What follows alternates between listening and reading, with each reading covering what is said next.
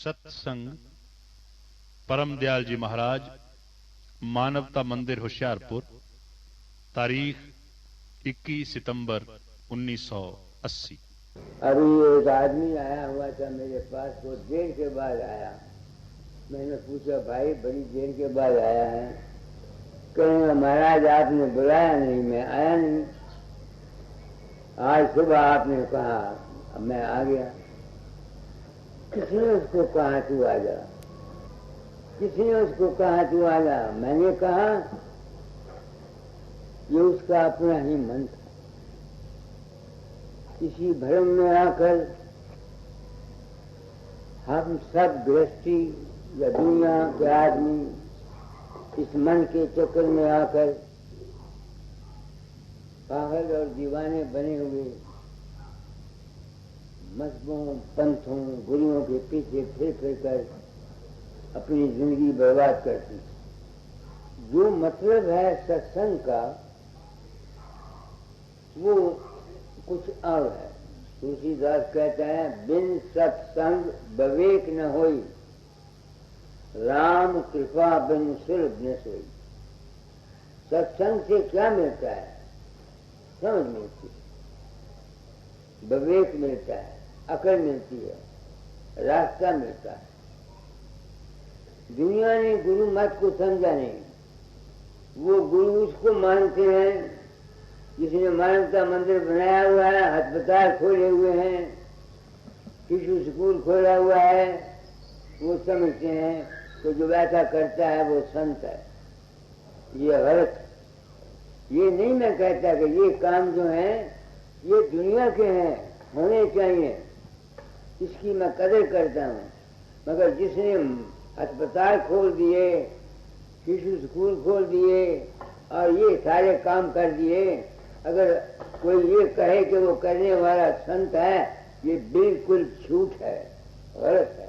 संतपना एक हालत है इंसान के अपनी जीवन की, जहाँ उसको चिंता, फिक्र, गम नहीं सताता और वो एक ऐसी अवस्था में रहता है जिसको शांति कहा जाता है। ये कुमार भी संत हो सकता है, एक कमांडिंग चीफ भी संत हो सकता है, एक बादशाह भी संत हो सकता है, एक किसान भी संत हो सकता है। तो आज सत्संग है, क्योंकि मेरे समय ड्यूटी थी दादा जाने लगाई हुई, चोला छोड़ने से पहले तालीम बदल जाना। और मैंने भी ये प्रण किया था अपनी जिंदगी में कि इस रास्ते में चलूंगा, जो कुछ मुझको मिलेगा वो मैं बता जाऊंगा। तो आज कबीर साहब का शब्द सुनाता हूँ कि सत्संग से क्या मिलता है। पढ़ो। सतगुरु की हाट ज्ञान बुद्धि लाइए, कीजे साहेब से हेत परम पद पाइए। ये है सतगुरु के पास से क्या मिलता है? ज्ञान और बुद्धि, समझ और विवेक। इसके सिवा बाकी जितनी बातें लोग कहते हैं ये सब मनमत हैं और बेअक्ली की हैं, जिसका कहना कोई सिर है न कोई पैर। मैंने अपने आप को संत सद्गुरु वक्त कहा है, गुरु की आज्ञा से और अपनी ज़मीर को देखकर। अब मैं अपना फर्ज पूरा कर देना चाहता हूँ कि मैं क्या ज्ञान और बुद्धि देना चाहता हूँ। पहला सवाल यह है, हमको ये देखना पड़ता है कि ये संसार कैसे बना। शास्त्र कहते हैं वो एक था, उसने कहा एक से अनेक हो जाऊं, एक से अनेक हो गया। मुसलमान कहते हैं कुन के कहने से किए आलम बपा, कुन के कहने से किया आलम बपा। वो क्या चीज है जो ये संकल्प करती है? वो है इंसान की वासना, इंसान की ख्वाहिश, इंसान की इच्छा। जिस तरह से हमारी है, हम वासना करते हैं, इसी तरह से इस दुनिया का पैदा करने वाला जो क्रिएटर है वो भी वासना करता है। उसकी वासना क्या है? आपके अंदर हरारत है, हरारत आपकी वासना है। पानी में ठंडक है, ठंडक पानी की वासना है। तो जो भी तत्व हस्ती है उसमें से जो रेडिएशन निकलती है वो उसकी वासना है। तो सबसे पहले वासना, जिस तरह से संसार रचा गया, हम भी अपना संसार रचते हैं। हम वासना करते हैं, ख्वाहिश करते हैं। पहली बात यह है कि जिस ख्वाहिश से, जिस वासना से सृष्टि को पैदा किया उसने, वैसा ही काम होता है। ऐसे ही हम जिस वासना और जिस ख्वाहिश को लेकर संतान पैदा करते हैं, हमारी संतान हमारी वासना और ख्वाहिश के मुताबिक होगी। ये फाउंडेशन है, जड़। इस वक्त आप देखो मुल्क में क्या हो रहा है। मुरादाबाद, इलाहाबाद, अलीगढ़ में क्या हुआ, हिमाचल में हड़तालें हुई हुई हैं। कोई जगह ऐसी है, ये क्यों है? ये क्यों है? इसलिए कि जिस वासना से हम पैदा हुए हैं वो वासना गलत थी।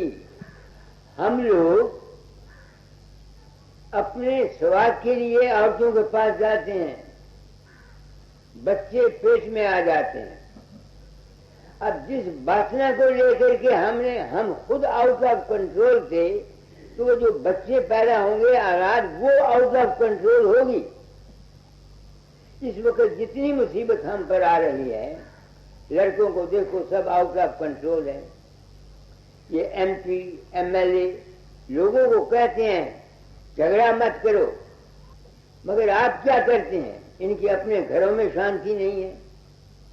अब इंदिरा की और इंदिरा की बहू की देख लो, अखबारों में पढ़ते हो, घर घर में अशांति है। सास बहू की कहीं नहीं बनती, माँ बेटे की नहीं बनती, बाप बेटे की नहीं बनती। ये जितने खेल हैं ये हमारे दुखों के कारण हैं। हम में जितनी अशांति है उसका ये कारण है। तो मैं क्या ज्ञान देना चाहता हूँ सदगुरु के हाथ पर कड़ी को? चल सदगुरु के हाथ, चल सतगुरु की हाट, ज्ञान बुद्धि लाइए, कीजे साहेब से हेत परम पद पाइए। तो मैं अपनी ड्यूटी पूरी कर देना चाहता हूँ। ये मैं जानता हूँ कि तोती की आवाज को नकार खाने में कोई सुनेगा नहीं।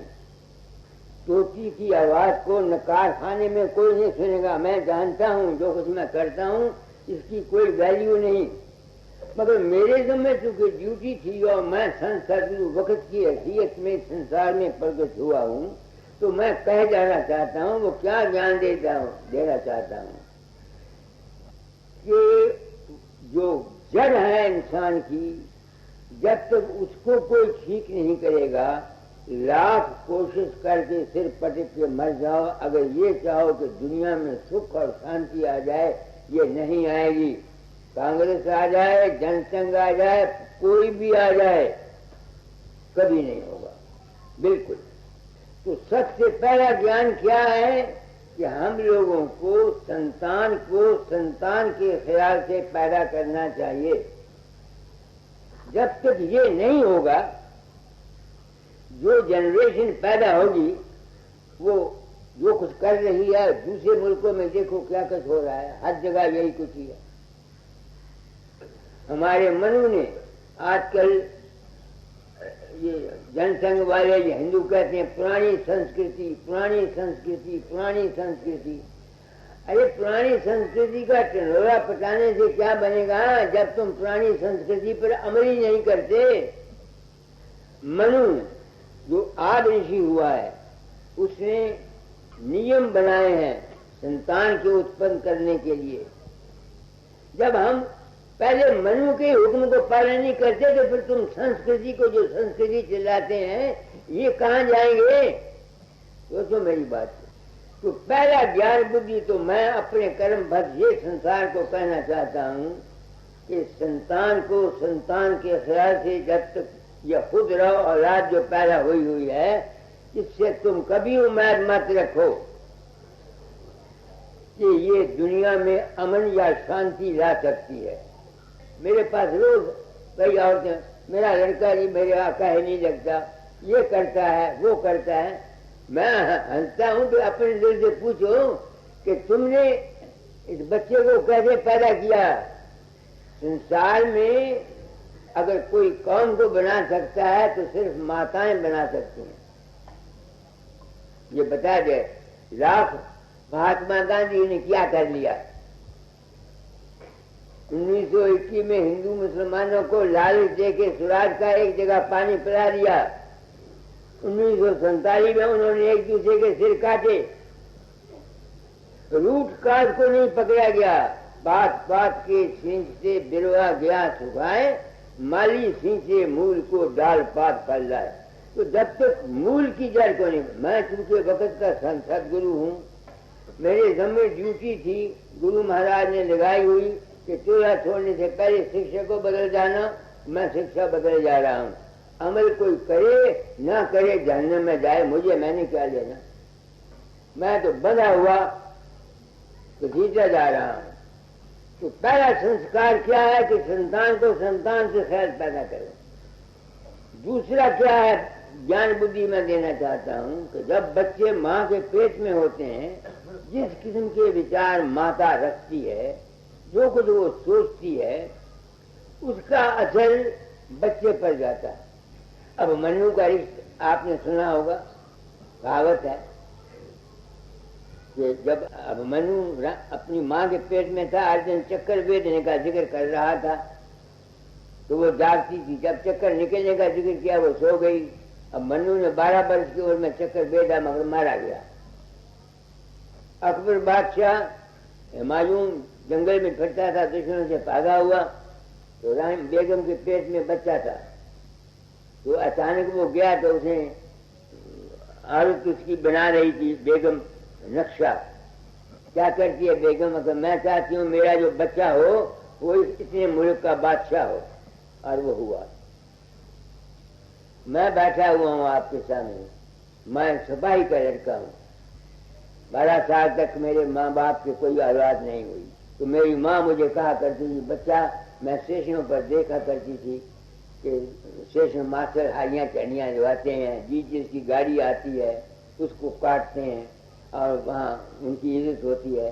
तो मैं भी ये प्रार्थना किया करती थी मेरे भी कोई बच्चा हो जो स्टेशन मास्टर हो जाए, उसकी गाड़ी कटें। उसकी खास का नतीजा ये हुआ कि मैं स्टेशन मास्टर हो गया, मेरा छोटा भाई traffic manager of the railway हो गया। ये बातें मामूली हैं, मगर जब तक इन पर कोई अमल नहीं करेगा, तुम भूल जाओ कि तुम्हारा गृहस्थ का जीवन या तुम्हारा पॉलिटिकल जीवन या तुम्हारा सोशल जीवन या तुम्हारा आत्मिक जीवन सुख से गुजरेगा, ये बिल्कुल गलत, बिल्कुल गलत है। तो एक बुद्धि ज्ञान तो मैं ये देता हूं, ऐ इंसान तू गाफिल है, किसी सदगुरु के दरबार में जा, वहां सौदा मिलता है। किस बात का? बुद्धि और ज्ञान का। पढ़ो इस कड़ी को। चल सतगुरु की हाट, ज्ञान बुद्धि लाइए, कीजे साहेब से हेत परम पद पाइए। और मैं ज्ञान बुद्धि सोचता हूँ कि तूने अपने आप को बेहया सदगुरु वक्त कह दिया, तू क्या कह सकता है?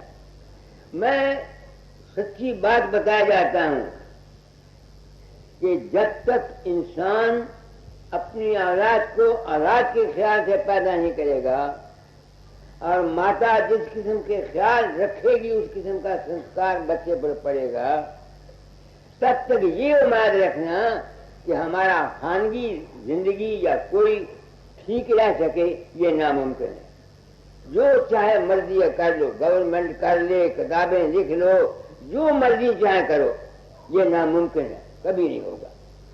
दूसरा ये है कि जिस किस्म का संस्कार छोटे बच्चे को पहले मिलता है, जिस माहौल में वो पढ़ता है, रहता है, उसका संस्कार पड़ता है। हमारे यहाँ कहा जाता है, कोई बड़ा चंचल हो तो उन्हें कह रहे और तेन कई दाई ने छोया थी।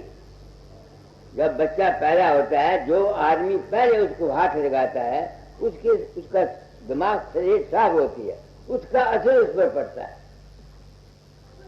मैं कोई बात ऐसी नहीं कहता जो मेरी आजमाई हुई ना हो। मैं फिरोजपुर में था, मुलाजम, मेरे पास एक सरदार दिलीप सिंह यूडीसी था, उनका मकान मेरे साथ था, 3 आदमी हम रहते थे। उनके यहाँ लड़की हुई, वो 21 दिन तक रोती रही। तो सरदार मेरे पास आया, दिलीप सिंह, उन्होंने कहा, मास्टर जी क्या करूं? मैंने कहा भाई डॉक्टर को दिखाओ। डॉक्टर ने कहा कि इसको कोई बीमारी नहीं है। 4 डॉक्टरों को दिखाया, कहता है इसमें कोई नुक्स नहीं है। मैंने सोचा फिर बुरा तो नहीं मानोगे? अरे हाँ। मैंने कहा तेरी बीवी बड़ी फूहड़ है, हर वक्त रोती रहती है, हो सकता है कि जब वो दुख में हो तुम उसके पास गए हो तो बीवी शहर गया हो, तब रोती होगी, या तुम्हारी बीवी की तुम्हारे साथ से नहीं बनी, तब झगड़ा होता हो, तुम्हारी माँ ने इसको हाथ लगाया हो, या जिसने पहले इसको हाथ लगाया है वो रोता हो। ये दराज करो। वो आया, उसने कहा जी वो भी तो मैं भी दफ्तर में काम करते थे, पीछे से बच्चा सो गया, तो जो दाई रखी हुई थी उसका सक्का भाई बड़ा 2 दिन पहले मर गया, वो स्यापे बैठी हुई थी। तो उस दाई को बुलाया तो उसने आके उस लड़की को हाथ लगाया। क्योंकि वो खुद गम में थी लड़की, इस वास्ते उसका असर उस लड़की पर पड़ा। मैंने कहा फूल ले आओ, मैंने फूल को प्रसाद कर दिया। मैंने कहा सारा दिन इसको फूलों में रखो, उसका रोना बंद हो गया। ये मेरी जिंदगी के तजर्बात हैं, वो इन पर अमल करना मुश्किल है, मगर मेरे ज़िम्मे चूंकि ड्यूटी थी, मैं सच्चा ज्ञान दिए जाता हूँ। कोई सुने या ना सुने, 5 पका के खाए, मुझे क्या। दूसरा, जब बच्चा पैदा होता है, जिस माहौल में रहता है, मैं वहाँ गया, फिरोजपुर में था, तो लोहड़ी का दिन आया, तो वहाँ के मकानों वाले चंग आदमी मेरे पास आए, कहने लगे महाराज आज लोहड़ी है, ये बच्चे बड़ी शरारत करते हैं, झगड़ा करते हैं एक दूसरे के साथ, आप इनको कुछ समझाएं। मैंने कहा भाई मैं उनको तो नहीं समझाना चाहता, मैं तुमको कहना चाहता हूँ कि तुम्हारा भाई के साथ झगड़ा है, तुम घर में बैठती हो, मियाँ बीवी भाई अपने सके भाई के बरखलाफ शिकायतें करते रहते हो, ये बच्चे सुनते हैं, तो तुम ये समझो कि बच्चों पर उसका असर नहीं पड़ता। वो जो तुम अपने घरों में आपस में झगड़ा करते रहते हो, उनका असर इन बच्चों पर पड़ता है और ये बच्चे जरूर आपस में झगड़ा करेंगे और शरारत करेंगे। मैं बच्चों को नहीं इल्जाम देता, तुमको इल्जाम देता हूं। अगर हम चाहते हैं कि हमारी औलाद नेक बने, ताबेदार बने, तो हमको अपनी रहनी ठीक करनी चाहिए। माँ बाप रोज झगड़ा करते रहते, रंग खत्म की लड़ाई रहती है, लड़कियां हैं लड़के हैं, वो जब उसकी बातों को उस वक्त तो बोलते नहीं, उनके दिमाग पर असर रहता है। जब वो बड़े होते हैं तो वो वैसे ही काम करते हैं। मैंने आपको अपने आप को संत सदगुरु वक्त कहा है दुनिया में। मैं अपनी एक ड्यूटी समझता हूँ, जो कुछ इल्म अनुभव मैंने जिंदगी में हासिल किया उसके आधार पर। किसी की मर्जी हो सुने, किसी मर्जी हो न सुने, मैं इसकी परवाह नहीं करता। तो सत्य ज्ञान में क्या देना चाहता हूँ, ये कि औलाद को औलाद के ख्याल से पैदा करो। माताएं जब बच्चे पेट में हों, जैसा बच्चा जैसे ख्यालात वो रखेंगी। स्त्री पुरुष 8वां महीना होता है, 6वां होता है, 7वां होता है, वो भोग करते रहते हैं, उनमें काम आतर होती है माँ। तुम कैसे कह सकते हो जब अब मनु वो चक्कर बेचने का जिक्र पेट में लेके संस्कार ले सकता है, तो जब 6, 7, 8वां महीने में स्त्री पुरुष भोग करते रहते हैं, माँ काम आती होती है, तो बच्चे में काम क्यों ना आएगा। तुम लाख कोशिश करो, वो वक्त से पहले काम ही हो जाएगा, या अपना बिजली जाया करेगा या कोई खराबी करेगा। तुम उसको रोक नहीं सकते, जो मर्जी चाहे कर लो, जो मर्जी चाहे कर लो। कुछ इसका इलाज इतना ही है कि उनको सत्संग दिया जाए। पहले तो माँ बाप को अपनी जिंदगी को प्रैक्टिकल बनाना चाहिए। बाप शराब पीता है और फिर उसके बच्चे हैं, फिर वो उम्मीद करे कि उसके बच्चे जो हैं वो परेशान बन जाएंगे। मैं नहीं मानता। मेरा भाई था राय साहब सुंदरनाथ, उसका बड़ा लड़का मेरे पास पढ़ता था। उसने क्या करना, कोठे पर बिस्तरा होना, ऐसा रजाई का कपड़ा दे जाना कि ताए को पता लगे तो ये सोया हुआ, तो उसने कोठे से छाल मारनी, सही में चले जाना। मैं बड़ा तंग आया। मैंने भाई को लिखा, भाई ये मेरे काबू में नहीं आता, ये मेरे काबू में नहीं आता। तो मेरे भाई ने लिखा, गुरु बना हुआ लोगों को करता तो इसको ठीक नहीं कर सकता। तो मैंने उसको जवाब दिया कि ये बात ठीक है, जब बच्चा ये पेट में था, तुम और तुम्हारी बीवी बगल में माँ के बगदाद सिनेमा देखते थे कि नहीं देखते थे। मैंने उसको लिखा कि जब तुम बच्चा पेट में था, तुम बगदाद सिनेमा जाते थे, मियाँ बीवी बगल में हाथ डाले हुए। ये मैं आपको कोई बात नहीं कहता जिसको मैंने आजमाया नहीं। मैंने एक लड़का पैदा किया, खुदरा औलाद मैंने भी पैदा की। आज दिन तक मुझको उस लड़के से बचपन से लेके मारना क्या ओहे कहने का मौका नहीं। इतना ताबेदार है कि मेरी रक्षा पर आता, रक्षा पर नहीं चढ़ता। मेरा मुलाजिम उसको रोटी देता, मेज पर जूठे बर्तन उसको नहीं खाने देता। ये मेरे तजर्बे किए हुए बातें हैं, क्योंकि मेरे जिम्मे ड्यूटी थी और मैं अपने आप को संसद वक्त बड़े से ऐलान कहता हूँ और कह देता हूँ कि जब तक इंसान इन असूलों को फॉलो नहीं करेगा, वो शांति गृहस्थ के जीवन में हासिल नहीं कर सकता। मुल्क के लीडर हैं, जो हाकम प्राइम मिनिस्टर या चीफ मिनिस्टर, उनका अपने घरों में झगड़ा है, या ये जो एमएलए एमपी बैठते हैं, ये आपस में द्वेष रखते हैं, बुग़्ज़ रखते हैं, कुर्सियां उठाते हैं, फिर ये उम्मीद करें कि इनकी पब्लिक में आपस में इत्तेहाद करे। इनका बाप भी नहीं कर सकता, जो मर्जी चाहे कर लें, जब तक रूट काज को आदमी ना पते। तो क्या करना चाहिए, इस वास्ते प्योन लगाने चाहिए। प्योन है सत्संग, मगर सत्संग उनका होना चाहिए जो खुद आमिन है। ये महात्मा जो ये कहते हैं नाम ले जाओ, अंत समय में हम तुमको ले जाएंगे। कौन जाता है लेने के लिए? लोग मरते हैं। कोई कहता है बाबा आया हवाई जहाज लेके, कोई कहता है बाबा आया पालकी लेकर के, कोई कहता है घोड़ा ले गया। मेरे तो बाप को पता नहीं कौन मर गया, कौन मर गया। तो अगर मैं इस बात को छुपा के सत्संग कराता हूँ और हर्ज रखता हूँ कि लोग मेरे जाल में फंसे रहें और पैसे देते रहें, तो मेरे सत्संग करने वाले पर क्या असर पड़ेगा? कहाँ की क्या प्योंद लगेगी उसको प्योंद क्या लगेगी ये बताओ। मैं तो आपको रख लूं, मेरे अंदर में 420 है, हेरा फेरी है, धोखा है, फरेब है, और मैं ज्यादा गुरु बन के लोगों को नाम देता हूँ और प्रचार करता हूँ, तो फिर मेरा असर क्या पड़ेगा दूसरों के ऊपर? जो आदमी ऐसे आदमी को ध्यान करेंगे वो कभी भी शांति को या मंजिल मकसूद को नहीं पहुंच सकते, जो मर्जी चाहे कर ले। मैंने एक दफा यहाँ कहा था कि जो आदमी कृष्ण का ध्यान करने वाले हैं वो अपने काम अंग को कभी रोक नहीं सकते। क्यों? उनके दिल में कृष्ण वो है जिसने रासलीला की और इतनी रानी अख्तियार की, वो काम को कैसे रोकेगा? जो आदमी महात्मा गांधी को इस बनाएगा वो दुनिया में शांति ला नहीं सकता। क्यों? उसके दिल में महात्मा गांधी की वो तस्वीर है जहां उसने हड़तालें की थी और ये किया था। आप देख लो क्या बना है।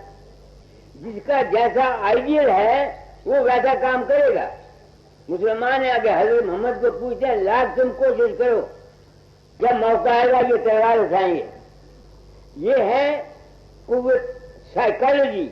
जो जिसका ध्यान करता है वैसे ही संस्कार उसमें आते हैं। तो मैं क्या ज्ञान देना चाहता हूँ, हालांकि मैं जानता हूँ कि मेरे ज्ञान का कोई फायदा नहीं, मगर मैं अपना कर्म ठोकता हूँ। बताया जाता हूँ शायद और 10-12 साल में जब तबाही आएगी, मुल्क बहुत सी आबादी कम हो जाएगी, फिर शायद लोग इस तरफ आए और सोचें कि कोई आदमी आया था वो कह गया था। ये जितने रूप रंग तुम्हारे अंदर प्रकट होते हैं ये कोई बाहर से नहीं आता, बाहर के संस्कार तुम्हारे दिमागों पर पड़े हुए होते हैं, वो शक्लें बनाते हैं, सपने में भी और अभ्यास में भी। अगर किसी को अभ्यास कराते वक्त ये ना कहो कि तेरे अंदर भाई रोशनी होगी, चांद होगा, घंटा बजेगा, शंख बनेगा, उसको कुछ भी नहीं आएगा। बाहर का ख्याल दिया जाता है, इसी का नाम है नामदान। गुरु करता क्या है? एक ख्याल देता है, वो ख्याल शिष्य के दिमाग के अंदर बैठ जाता है और उसको वो फूलता है। तो मैं क्या कहना चाहता हूं कि मन के तबके में जो कुछ भी तुम्हारे अंदर दृश्य होते हैं, जब तक तुम उनको सत्य मानते रहोगे तुम नुकसान उठाओगे। जिस तरह से आज सुबह आया आदमी, उसने कहा बाबा तुमने नहीं कहा मैं नहीं आया, आज सुबह तुमने कहा तो मैं आ गया। अब मैं सोचता हूं, मैंने कहा इन्हीं बातों में फंस के हम लोग लुट गए। किसी ने हमको सच्ची बात नहीं बताई। जो भी उठा उसने हम गरीबों भोले पाले बेवकूफों को अपनी जाल में फंसाने की कोशिश की। मैं किसी को नहीं जानता, न किसी को नाम। मेरा जो मैं वचन कहता हूँ मेरा यही नामदान है, गुरु वाक्य मूल मंत्र। लोगों की चिट्ठियां मेरे पास आती हैं, वो कहते हैं बाबा तू आया, तूने ये कर दिया, तूने ये कर दिया, तूने ये कर दिया। मेरे तो बाप को पता नहीं होता कौन गया या कौन नहीं गया। मैंने अपनी जिंदगी सारी खोई है। सुना था गुरु की सेवा करो, मुझसे जितनी हो सकी मैंने की। बात समझ में नहीं आती थी, तबीयत सच्चाई पसंद थी। दाता दाल तंग किया करता था कि मुझे वो बात बताओ जो तुम्हारा राजा स्वामी मत या संत मत कहता है ये सबसे ऊंचा है, बाकी तमाम काल मत में है। तो उन्होंने ये काम दिया था और कहा था तुमको सच्चा सदगुरु सत्संगियों के रूप में मिलेगा। अब ये जिसने मुझे कहा कि मैंने सुबह उसको कहा मैं आ गया, ये मैं इसको गुरु न मानूं तो किसको मानूं? मुझको इसी से ज्ञान हुआ, ऐसे ही आदमियों से मेरी आंख खुल गई। तो मैं भ्रम में था, मैं अज्ञान में था, मेरा भी जो दृष्टि था। अगर तुम्हारे मन के अंदर सच्चाई है, तबीयत बिल्कुल साफ है, सच्चे पुकार करते हो, तो कुदरत तुमको वहां ले जाएगी, तुम्हारा काम पूरा करेगी जहां से तुम्हारा काम पूरा होता है। मैं दाता के पास आप गुरु तलाश करने के लिए नहीं गया था, 24 घंटे रोया कि हे मालिक मुझे मिल जा। मैंने 4 पाप किए थे, वो पाप का बोझ मेरे दिमाग पर था। 24 घंटे रोने के बाद एक दृश्य था मेरे सामने, और मैं गया दाता दयाल के पास, उन्होंने ये राय से मत दे दिया।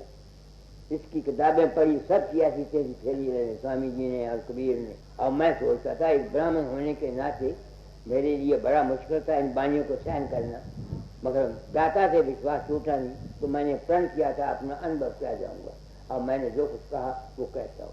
इसलिए ऐ इंसान, तेरे अंदर जितने मन के ख्यालात उठते हैं, जब तक तू इनको सत्य मानता रहेगा,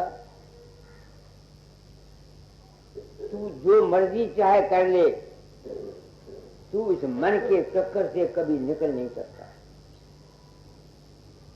बस मुझ पर तो दया आप लोगों ने कर दी। एक हमारे परिवारी माई है, दयालदास हुआ या कृषक हुआ या दूसरे आदमी जिन्होंने मुझे ये कहा कि मेरा रूप उनके अंदर प्रकट हुआ, मैंने ये कर दिया, मैंने वो कर दिया, और मैं नहीं था, तब मैं मजबूर हो गया अपने मन के अंदर जितने ख्यालात मेरे पैदा होते हैं इनको ये समझने के लिए कि ये सिर्फ सजेशन और इम्प्रेशन है, इनमें कोई हकीकत नहीं। तब मैं फिर ऊपर जाने की कोशिश की मन के परे। तो अगर कोई शख्स इस दुनिया में सुख चाहता है, आराम चाहता है, तो उसको क्या चाहिए? अपने ख्यालात को ऑप्टिमिस्टिक रखे, आशावादी रखे, बुरी बात न सोचे। हमेशा ये ख्याल कि जो करी है सो भला, विश्वास और श्रद्धा। कुछ मेरा अपना तजर्बा है, लोग मुझ पर विश्वास करते हैं, कुछ मैं उनको लिख देता हूँ, कह देता हूँ, उनके काम हो जाते हैं। मैं हैरान होता हूँ। कल भी शाहजहां को आदमी आया हुआ था, वहाँ आया हुआ, मैंने कहा भाई तुम कौन हो? अरे बाबा जी देर हुआ, आपने कहा तेरे 3 बच्चे होंगे। मेरे 3 बच्चे हो गए, अब मैं आपके पास आया हूँ। अब मेरे मुंह से 3 बच्चे निकला, उसने विश्वास किया हुआ था, उसके 3 बच्चे हो गए। मैं तो कुछ करता नहीं। आप लगे गुरुवाई को, मैं जानता हूँ कि मेरी साहब बयानी से मंदिर को मैं कुआरी मारता हूँ। अरे बाबा, अगर मंदिर बन गया 10,000 2 लाख रुपया यहाँ आ गया, तो ये मेरे साथ जाएगा, मेरे साथ मेरा अमल जाएगा। अगर मैं पब्लिक को सच्ची बात नहीं बताता, पर्दे में रखकर अपने पीछे लगाता हूँ, मैं मुजरिम हूँ। ये जितने महात्मा गुजरे हैं जिन्होंने इस बात का पर्दा रखा और लोगों को अपने पीछे लगाकर उनकी जायदादों से अपने बच्चों के पेट पाले, अपने आश्रम बनाए, इनका क्या अंजाम होगा ये भगवान जानता है। अगर युधिष्ठिर सिर्फ एक झूठ बोलने से अश्वत्थामा हटा न जाना थी नरावा कुंजरा, भागवत के असूल के मुताबिक उसको भी 2.5 घड़ी का नरक मिल सकता है, तो मेरे जैसे महात्मा ने ये कहते हैं कि हाँ हम तुम्हारे अंदर गए थे, हमने तुमको पुत्र दे दिया, ये कितने वर्ष नरक में जाएंगे मेरी समझ में नहीं आता। इस वास्ते मैं आया ही इसी वास्ते हूँ। कृष्ण कहता है जब जब धर्म की हानि होती है मैं आया करता हूँ। तो जब तक अज्ञान अंधेरा छा जाता है उस वक्त कोई न कोई ताकत आकर के उस अज्ञान को मिटाने की कोशिश करती है। इस वक्त जितना ये गुरु मत फैला हुआ है या जितने मत मतांतर हैं, ये सब काल और माया के अंदर है। काल ने जग फरमाया मैं कासे कहूँ बखान, स्वामी जी ने कहा। तो काल हमारा मन है, इस मन ने सबको फरमाया हुआ है सब जगह। ये ठीक है कि जहां मैं बोलता हूं आम आदमियों के विश्वास टूटते हैं, अरे ये विश्वास तो आज भी टूटेंगे और कल भी टूटेंगे। तुम्हारे विश्वास को देखूं कि अपनी जान को देखूं? मुझे पहले अपनी जान प्यारी है, तुम प्यारे नहीं हो। मुझे पहले अपनी जान प्यारी है, तुम्हारे विश्वास टूटने को देखो मत आया करो। अगर तुम समझते हो मेरे तुम्हारा विश्वास टूटता है, मैं किसी को बुलाने जाता हूँ कि जरूर मेरे सत्संग में आओ, तुम्हारा जी करे आओ, तुम्हारा जी करे ना आओ। तुम्हारा जी करता मेरी किताब को पढ़ो, तुम्हारा जी करता ना पढ़ो। मैं इसका ठेकेदार तो नहीं हूँ, मगर मैं अपनी जमीन को गुजरना नहीं चाहता। मुझे खुद पता नहीं मेरा इंजाम क्या हो। मैंने जब इन महात्माओं के हाल देखे मेरी जान काम गई है। राधा स्वामी दयाल 2 साल सख्त बीमार रहे। बाबा सावन सिंह का क्या हाल हुआ, स्वामी रामकृष्ण परमहंस का क्या हाल हुआ, जीसस क्राइस्ट का क्या हाल हुआ, राजा सिंह मत के पंडित ब्रह्मशंकर दत्त कैंसर से मरे, सरदार साहब टीबी से मरे, बड़े बड़े संतों महात्माओं को क्या हाल हुआ। मैं कांपता हूँ। अगर भाई नाम जपने वाला शब्द योग का अभ्यासी भी अपनी बीमारी को दूर नहीं कर सकता, तुम्हारा क्या करेगा बताओ मुझे। तुम गुरुओं के पास जाते हो, जी हमारी बीमारी इलाज हो जाए। वो गुरु आप जो शब्द अभ्यासी थे, वो आप बीमार हुए, तुम्हारा कहाँ से इलाज करेंगे? बात मैं बड़ी साफ कहता हूँ, रिगाल पैर की कोई बात नहीं है। तो इस वास्ते मैंने तालीम को बदला है। दाता ने कहा था थोड़ा थोड़े से पहले तालीम बदल जाना। मैं हजूर बाबा सावन सिंह की जात पाक के किया, मैंने कहा ये मेरे दम में ड्यूटी है, आप हुक्म दे दे, मैं नहीं करना चाहता। उन्होंने कहा नहीं, गुरु की आज्ञा पालो, मैं तुम्हारा पुष्ट बना रहूंगा, निर्भय होकर काम करो। और जो कुछ मैं कहता हूँ, बाबा चरण सिंह और संत कृपाल सिंह, नंदू सिंह, आनंद राव, एक महात्मा, सब मानते हैं जो कुछ मैं कहता हूँ ठीक है, मगर पब्लिक प्लेटफॉर्म पर ये नहीं कहते, क्योंकि अगर ये कह दें तो ये इनका जो दायरा बना हुआ है ये टूट जाता है, पैसा नहीं आता। लोग अज्ञान से देते हैं, ये अज्ञानी का पैसा खाया हुआ तो इंसान को खा जाता है। मैंने दातादार का देखे, उनके रिश्तेदार वगैरह होते थे, ये पैसा आता खाते थे, उनका जो हाल है मैं जानता हूँ। इल गॉट इल स्पेंट, जो धोखे से पर्दे से हमने रुपया कमाया है वो हमारी जान खाएगा। जाते हम कहाँ हैं, हमारी औलाद पर जाएगा। तो दुनिया में जीने का मैंने राज बता दिया कि संतान को संतान के ख्याल से पैदा करो। माताएं नेशन को बनाने वाली हैं और उनको अच्छा संस्कार दिया जाए। और दुनिया में रहने के लिए तुम्हारा अगर कोई मददगार है तो तुम्हारा मन मददगार है। हमेशा अच्छा ख्याल रखो, जैसी आशा वैसी बासा, जैसी करनी वैसी फलनी। दुनिया को परमार्थ की तो जरूरत नहीं है, दुनिया को परमार्थ की जरूरत नहीं है। दुनिया तो दुनिया में सुख चाहती है। तो मैंने दुनिया के सुख के लिए आपको बात बता दी। कर्म जो जो करेगा तू अंत में भोगना पड़ना। जो कुछ हम कर्म करते हैं इनसे बच के जाएंगे कहाँ? तो मैंने ये टाइम राज इसलिए खोला है कि एक तो हम भोले पाले जीवों को जो उठता है दो किताबें हाथ में लेके उनको अपने काबू करके लक्ष्य देना शुरू कर देता है। ऊट पटांग रोज कर भैंस बातें बातें क्या कह के उनको काम करता है। एक दफा मुझे याद है, एक त्रिलोक चंद था इंजीनियर और एक प्रोफेसर था, वो मेरे पास आए, बड़ी देर की बात है। तो उन्होंने कहा करामात, बाबा सामन सिंह एक दफा गरबा मान रहे थे, उन्होंने कुछ को आया, उन्हें रगड़ा दिया, उसका काम बन गया, ये किया वो किया। मैंने बाबा सामन सिंह को चिट्ठी दी, मैंने कहा महाराज आपके दो चेले आए हैं, वो ये कहते हैं, क्या वो ठीक कहते हैं? मैं तो मानता नहीं। उन्होंने मुझे लिखा है वो बेवकूफ हैं, ये बात नहीं है, ये हम अपनी वहमों से यानी अपने भ्रम में आकर के बात को कुछ न कुछ समझ लेते हैं। तुमको मुझको जो कुछ मिलना है तुम्हारे अपने कर्म का फल मिलना है। गुरु ने तुमको ज्ञान देना है, तुम्हारा ख्याल बदलना है। अगर तुम ख्याल अपना बदल जाओ तो तुम्हारा काम बन सकता है। इस वास्ते हमेशा आशावादी रहो, पूरा विश्वास रखो। गुरु फकीर चंद का नाम नहीं है। कबीर साहब ने तो साफ सी दिया, गुरु को मानुष जानते ते नर कहिए अंध, दुखी हुए संसार में आगे जम का फंद। अब देखो जो ये कहता मेरा गुरु बाबा चरण सिंह या फकीर चंद है, उसने तो फकीर चंद तो कबीर साहब के कहने मुताबिक वो तो दुखी होगा ही। गुरु नाम है ज्ञान का, गुरु नाम है समझ का, गुरु नाम है विवेक का। सत्संग में जाकर क्या मिलता है परवश करी को? सतगुरु की हाट ज्ञान बुद्धि लाइए, कीजे साहेब सेहत परम पद पाइए।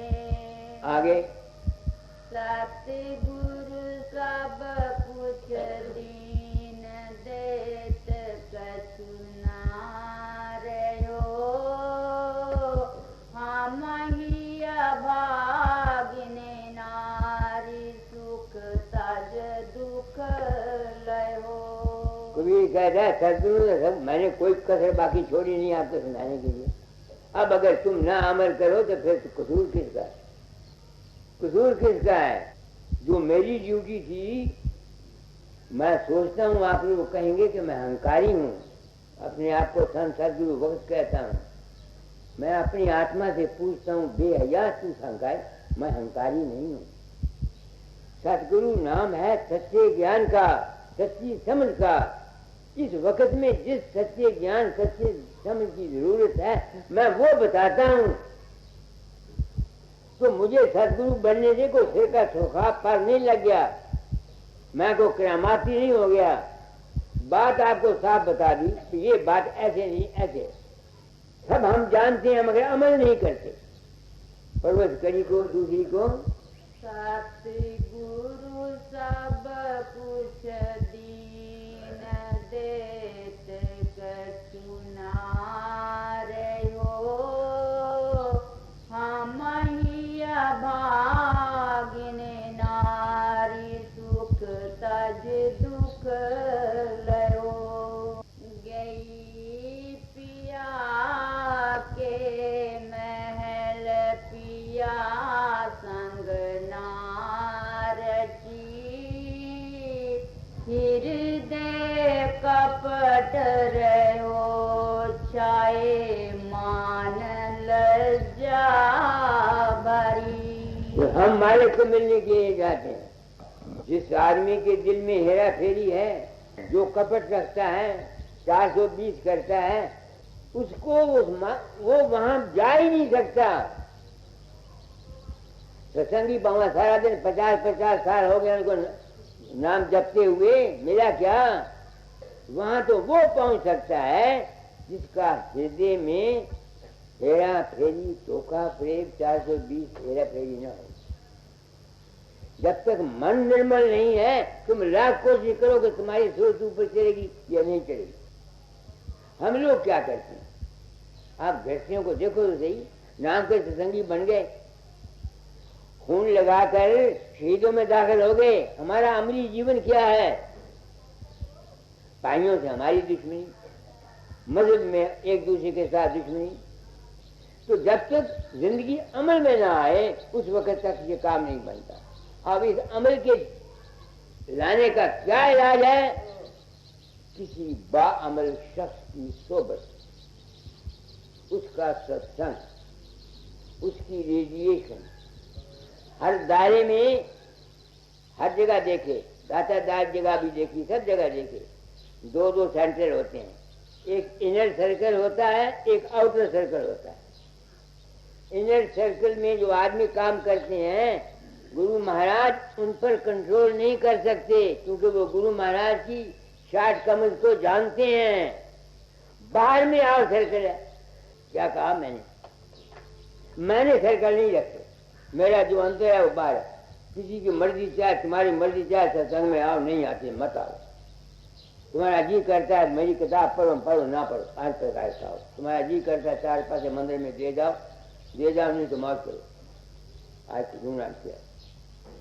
मैं आया इसी वास्ते हूँ।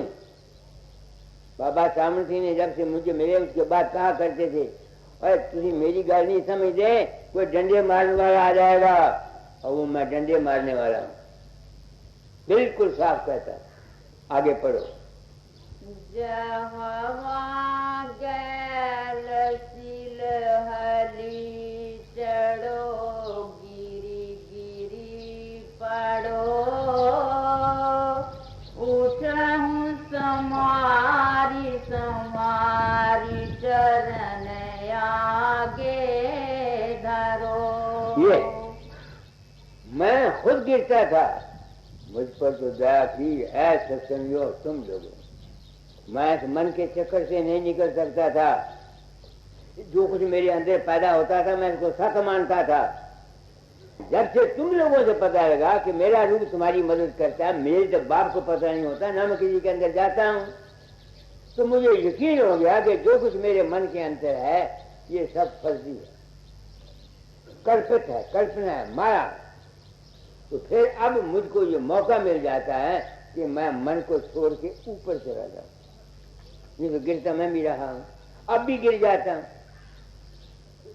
अब भी बादे वक़्त ऐसे ख्यालात मेरे मन के अंदर आते हैं, मैं आपको बताता हूं, जिसको मैं नहीं चाहता, मगर मैं जानता हूं कि जो कुछ नहीं फर्जी। कुछ देर हुए मैं शाम को अभ्यास करने लगा, लेट गया, मुख्तलिफ की शक्लें मेरे सामने आने लगी, कई किस्म की शक्लें, अच्छी भी बुरी भी। मैं जानता था कि ये फर्जी है, मगर वो सीनरी मेरे सामने जाती नहीं थी। फिर मैं जाग पड़ा, आंखें खोल दी। खोलने के बाद फिर मैं सीधा प्रकाश और शब्द की तरफ चला गया, तब वो नजारे छूटे। इस वास्ते जो परमार्थिक चाहते हैं, जब तक वो त्रिकुटी से ऊपर ध्यान नहीं करेंगे, वो लाख कोशिश करें, वो इस मन के चक्कर से निकल नहीं सकेंगे। ये देखो अभ्यास की बात बताता हूं। जो शख्स शंकर कमल में अभ्यास करने वाला है, त्रिकुटी में अभ्यास करने वाला है, अगर वो ये चाहे कि उसके मन के अंतर से जितने ख्यालात उठते हैं ये उसको तंग न करें, ये नामुमकिन है। जो आदमी सिर्फ गुरु स्वरूप का ही ध्यान करता है, या राम के रूप का ध्यान करता है, या कृष्ण का, या किसी भी सरगुण स्वरूप का, अगर वो ये चाहे कि उसका मन उसको तंग न करे, ये गलत है। मन की काबू में आना सिवाय प्रकाश के और शब्द के साधन के बिल्कुल नामुमकिन है। ये प्रमाद की बात कह देता हूं जो अभ्यासी हैं उनके लिए। मगर यहां हर एक आदमी जल्दी पहुंच नहीं सकता ना। क्यों? मन के अंदर दुनिया की ख्वाहिशात हैं, इस वास्ते मैं दुनिया को नाम नहीं देता। और मैं आज हौसले से कहना चाहता हूं कि आम दुनिया को नाम देना उनको जहर देना है। आप पूछोगे क्यों? जो कुछ जब तुम अभ्यास करोगे, जो कुछ तुम्हारे सबकॉन्शियस माइंड में वासना है, ये बढ़ जाएंगी। क्योंकि अभ्यास करने से, शब्द सुनने से, तुम्हारा ध्यान, विल पावर बढ़ने से जो कुछ तुम्हारे सबकॉन्शियस माइंड में है ये बढ़ जाएगा। कामी ज्यादा हो, ज्यादा कामी हो जाओगे। लालची हो, ज्यादा लालची हो जाओगे। धोखेबाज हो, ज्यादा धोखेबाज हो जाओगे। नेक हो, ज्यादा नेक हो जाओगे। ये मैंने आजमाया है। मैं मिसाल दिया करता हूँ जबलपुर वाली औरत की। वो त्रिकुटी में अभ्यास करती थी, मेरे पास आए 3 बच्चे थे। तो वो कह रही दादा जाए, मेरे बच्चे मुझे बहुत तंग करते हैं, तो उनको कहो मेरे खावन को कि संभाला करे। मैंने उससे पूछा तेरी सास है, नंद है? कोई नहीं। खावन उसका इंस्पेक्टर था, वो सुबह 8 बजे जाता है, रात को 9 बजे आता। तो पंडित वली राम हकीम था। मैंने कहा मेरा इल्म कहता है कि इसके 3 बच्चे मरेंगे, क्योंकि वो त्रिकुटी में अभ्यास करना चाहती थी और वो बच्चों की तकलीफ से बचने की ख्वाहिश उसके दिल में थी। उसकी ख्वाहिश पूरी होनी चाहिए थी, इसलिए उसके 9 महीने में 3 बच्चे मर गए। और मैं डर गया, मैंने कान को हाथ लगाया। मैं उस दिन के बाद नाम नहीं लेता। दुनिया सोचती नहीं है कि मैं डिग्री होल्डर हूँ, एक दातादार की तरफ से और एक बाबा सावंत सिंह की तरफ से। लोगों को सोचना चाहिए कि ये बेवकूफ बुढ़ा क्यों नहीं नाम देता। इसलिए नहीं देता कि जीव के अंदर जिस किस्म की बुराइयां हैं, जब वो अभ्यास करेगा वो बुराइयां फैलेंगी। इस वास्ते मैंने इस बात को पर्दे में रखा। क्योंकि आजकल तो जितनों को नाम दान दिलवा दो वो सब फोन गिनते हैं। आपको किसी को मिला है या नहीं मिला, दूसरों को घेर काट के बकरियों को कसाई के कब्जे में ले जाते हैं। नाम दे दो जी, इनको नाम दिलवा दो। मैं डर गया। फिर मैं गया आगे, 12-15 साल हो गए। वहाँ राय साहब साहब की जात पाक के प्रेम पानी में गया। वहाँ लिखा हुआ है जो आदमी मन के गंदे ख्यालात के हैं उनको रोक नहीं सकता या रोकना नहीं चाहता, उनको अभ्यास बिल्कुल नहीं करना चाहिए, वरना उनका अधहद नुकसान होगा। एक पैरे में 2 दफा लिखा हुआ। मैं बड़े ऐलान कहता हूँ, जब मेरे सामने आए ये गुरु लोग सारे, आजकल जो नाम दिया जाता है आम दुनिया को, वो मीठा जहर दिया जाता है। सबसे पहले जीवों को काफी सत्संग कराना चाहिए, ताकि उनको पता लगे कि हमने अपनी वासनाएं कैसे रखनी है। और यही बात हिंदू शास्त्र कहते हैं कि गजत्री का मंत्र अगर शूद्र सुन ले उसके कान में सिक्का पार दो। शूद्र वो नहीं है जो तुम्हारे घर में पैदा हुआ है, जिसका मन गंदा खा वो ब्राह्मण या खा वो संत है, वो शूद्र है। तो जिसके मन गंदे हैं उनको ये नाम खा जाएगा। हाँ, अगर वो मन गंदे हैं और वो गंदगी को दूर करने के ख्याल से नाम जपता है, फिर उसकी गंदगी दूर हो जाएगी। ये है रात जो मैं दर सतगुरु के हाथ ज्ञान बुद्ध पाई। मैं वो ज्ञान को दिए जाता हूँ दुनिया को। दुनिया सुने या ना सुने मुझे तो कोई पता नहीं। मेरे समय की ड्यूटी थी क्योंकि चोरा छोड़ने से पहले तालीम बदल जाना, तो मैं तालीम बदलता रहा। मगर ये दावा नहीं करता कि जो कुछ मैं कहता हूँ यही फाइनल है। हो सकता है मैंने जो कुछ समझा हो सारे का सारा गलत है। तो आज मैंने बहुत कुछ आप वो कह दिया, कोई कथन छोड़ी नहीं। अच्छा, अब आरती कर दो। शरण शरण की वंदना नित कोई और न काम। गुरु बसो चित आए मेरे, बख्श दो निज नाम। तेरी शरणागत हुआ जब किस की राखूं आस, तो तेरी दया की जग से रहूं उदास। रूप ध्याऊं नाम गाऊं, शब्द राता मन। आठों जाम तेरा ही सुमरन, भाग मेरा धन। शेष पर निज कर कमल धर लिया, चरण लगा पतते पापी तर गया। गुरु शरण तेरिया, मुक्त के नहीं चाह मन में, भक्ति प्यारी ला रा